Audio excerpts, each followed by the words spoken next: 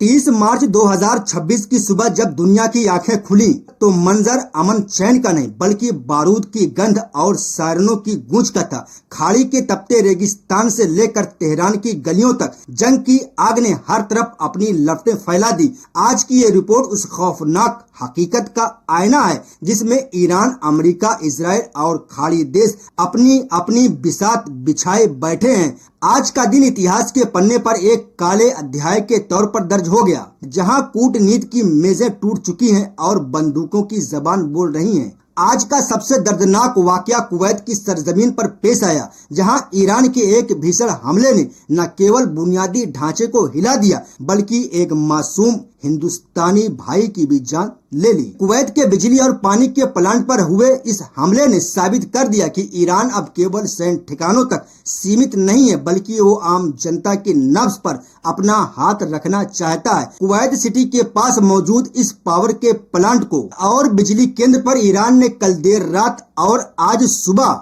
Missile से हमला किया, जिसमें काम कर रहे एक भारतीय नागरिक की जान चली गई। कुवैत के बिजली और रक्षा मंत्रालय ने इस हमले को ईरान का गुनाहे अजीम करार दिया। मंत्रालय की प्रवक्ता फातिमा अब्बास जौहर हयात ने आज सुबह मीडिया को बताया कि इस हमले में एक सर्विस बिल्डिंग पूरी तरह बर्बाद हो गई और एक भारतीय मजदूर की मौके पर मौत हो गई है। इस खबर ने कुवैत में रह रहे लाखों भारतीयों के बीच खौफ पैदा कर दिया। भारतीय दूतावास ने आज 30 मार्च को अपनी गहरी संवेदनाएं व्यक्त की और कहा है कि कुवैत सरकार के साथ मिलकर हर मुमकिन मदद पहुंचाने की कोशिश कर रहे हैं। कुवैत की सेना ने आज खुलासा किया कि पिछले 24 घंटे में उन्होंने अपनी सरजमीन की तरफ आते हुए 14 बैलिस्टिक मिसाइलों और 12 खतरनाक ड्रोनों को आसमान में ही ढेर कर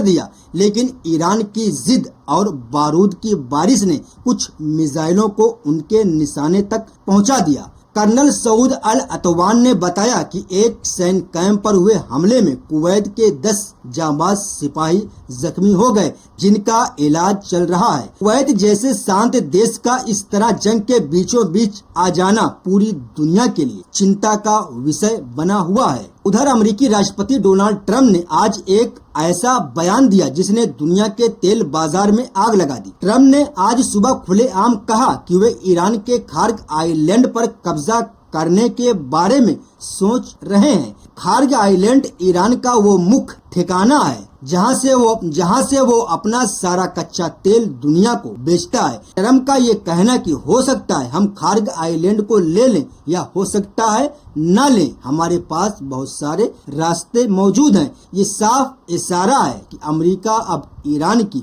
आर्थिक नस दबाने को तैयार है। ट्रंप ने आज ये भी दावा किया कि ईरान ने इज्जत दिखाते हुए 20 तेल के टैंकरों को स्ट्रेट ऑफ हॉर्मुज से गुजरने की इजाजत दी है, लेकिन इसके साथ ही अमेरिका ने खाड़ी देश क्षेत्र में 2500 अतिरिक्त मरीन सैनिकों की तैनाती कर दी और इतनी ही बड़ी संख्या में मरीन अभी रास्ते में मौजूद हैं। ये कूटनीति कम और डराने धमकाने की रणनीति ज्यादा लगती है। तेल का खेल और ट्रंप का दांव आज दिन भर चर्चा का विषय रहा। जंग के इन हालात ने तेल की कीमतों को 7वें आसमान पर पहुंचा दिया। आज 30 मार्च को अंतर्राष्ट्रीय बाजार में क्रूड ऑयल की कीमत $115 को पार कर चुकी है, जो पिछले एक महीने में 60% वृद्धि के साथ हुई है। इस महंगाई का असर अब सिर्फ खाड़ी देशों तक सीमित नहीं है। बांग्लादेश जैसे देशों में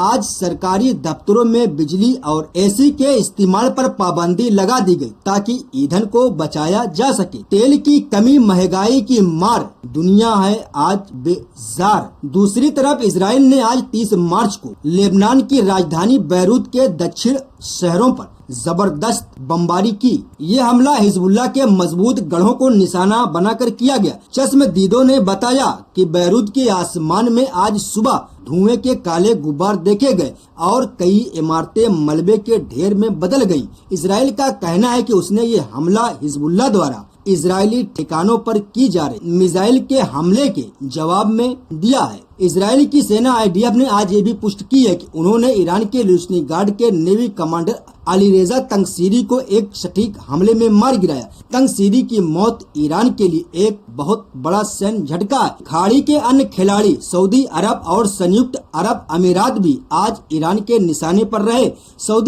सऊदी रक्षा मंत्रालय ने आज घोषणा की उन्होंने अपने पूर्वी क्षेत्र को निशाना बनाने वाली 5 बैलिस्टिक मिसाइलों को सफलतापूर्वक इंटरसेप्ट कर लिया। सऊदी प्रवक्ता मेजर जनरल तुर्की अल मलकी ने बताया कि उनकी वायु रक्षा प्रणालियां पूरी तरह मुस्तैद हैं। जंग के डर से सऊदी की एयरलाइन फ्लाई डील ने दुबई और दमिश्क की अपनी सभी उड़ानें 14 अप्रैल तक रद्द कर दी हैं। संयुक्त अरब अमीरात में भी आज सुबह मिसाइल सायरनों की आवाजों ने लोगों को डरा दिया। दुबई के ऊपर एक मिसाइल को नष्ट करने के बाद आसमान में आग का गोला सा दिखाई दिया। संयुक्त अरब अमीरात के रक्षा मंत्रालय ने निवासियों को सुरक्षित स्थानों पर रहने की अपील की है और किसी भी अफवाह से बचने को कहा है। शेख अब्दुल्ला बिन जायद अल नहयान ने नागरिक सुविधाओं जैसे स्कूलों और अस्पतालों पर हो रही बमबारी की कड़ी निंदा की और इसे अंतर्राष्ट्रीय कानून का घोर उल्लंघन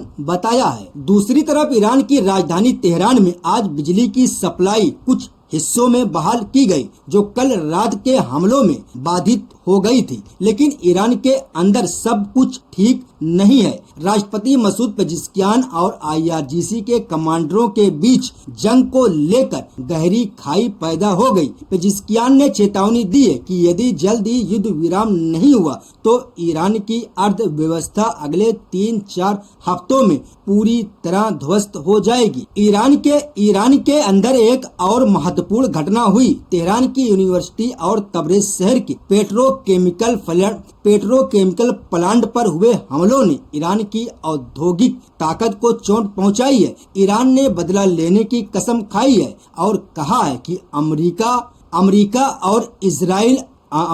और इजरायली अधिकारियों के निजी आवास भी उनके निशाने पर होंगे। ईरान के नए सर्वोच्च नेता दूसरी तरफ ईरान के नए सर्वोच्च नेता मुश्तबा अली खामनेई ने आज इराक के लोगों को उनके समर्थन के लिए धन्यवाद देते हुए एक लिखित संदेश जारी किया है। ईरान में पिछले 30 दिनों से इंटरनेट पूरी तरह बंद है, जिससे लोगों का संपर्क दुनिया से कट गया। आज तेहरान के बाजारों में सन्नाटा पसरा है और कई व्यवसाय पूरी तरह बंद है। IAEA ने आज पुष्टि की है कि ईरान के खुंदाम में स्थित भारी जल उत्पादन संयंत्र को भारी नुकसान हुआ है और वो अब काम करने की स्थिति में नहीं है। खौफ का मंजर, खाली बाजार, ईरान है आज बेबस और लाचार। दूसरी तरफ जॉर्डन की सेना ने आज बताया कि ईरान ने उनके क्षेत्र को निशाना बनाकर एक मिसाइल और 2 ड्रोन दागे थे, जिन्हें आसमान में ही नष्ट कर दिया गया। जॉर्डन के लोग भी आज आसमान से गिरते मलबे की वजह से दहशत में हैं। ब्रिटेन की रॉयल एयरफोर्स RAF ने आज रात मधुपुर में अपनी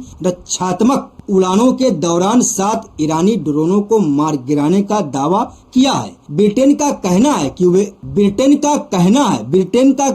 कि वे इस क्षेत्र में अपने सहयोगियों की सुरक्षा के लिए प्रतिबद्ध है। आज की तमाम खबरों को जोड़कर देखें तो एक बात साफ है कि मिडिल ईस्ट अब बारूद के उस ढेर पर बैठा है जहां एक छोटी सी चिंगारी पूरी दुनिया को भस्म कर सकती है। ईरान का कुवैत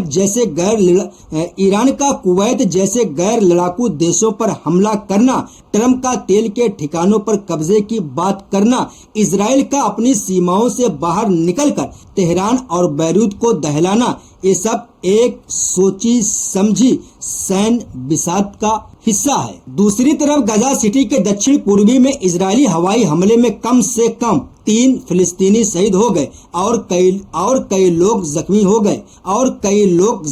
गए। वफा न्यूज एजेंसी के मुताबिक यहां हमला गाजा सिटी के जैतून इलाके में अल शाफी मस्जिद के पास किया गया। मेडिकल सूत्रों ने बताया कि हमले में जो लोग जख्मी हुए हैं उनमें कई की हालत नाजुक है। रेस्क्यू टीमें मौके पर पहुंच गई और घायलों को अस्पताल पहुंचाया जा रहा है। अभी तक इजराइल की तरफ से इस हमले पर कोई आधिकारिक बयान नहीं आया है। गजा सिटी में पिछले कई दिनों से लगातार हवाई हमले जारी हैं, जिससे तनाव लगातार बढ़ता जा रहा है। फिलिस्तीनी स्वास्थ्य अधिकारियों के मुताबिक पिछले 24 घंटों में गजा के अलग अलग इलाकों में हुए हमलों में कई लोगों की जानें चली गईं। स्थानीय लोगों का कहना है कि जैतून इलाके में हमले इतने तेज थे कि आसपास की इमारतों को भी नुकसान पहुंचा है। अब ये देखना है कि इस हमले के बाद गजा के हालात किस तरफ मुड़ते हैं। दूसरी तरफ इजराइल में दहशत फैल गई है जब ईरानी मिसाइल ने वीर शिबा के पास नियोत होबाब औद्योगिक क्षेत्र में स्थित एक केमिकल फैसिलिटी को निशाना बनाया। इस हमले के बाद आसमान में घने धुएं के बादल छा गए और इमरजेंसी क्रू आग पर काबू पाने के लिए मौके पर दौड़ पड़े। हालांकि हमले के बाद आसपास के इलाकों में रहने वाले लोगों को घरों के अंदर रहने की हिदायत दी गई है, क्योंकि खतरनाक केमिकल लीक होने का चांस है। अधिकारियों ने बाद में पुष्टि की कि कोई भी जहरीला पदार्थ बाहर नहीं निकला, लेकिन ये हमला इस बात की तरफ इशारा करता है कि जंग अब एक खतरनाक मोड़ पर पहुंच चुकी है।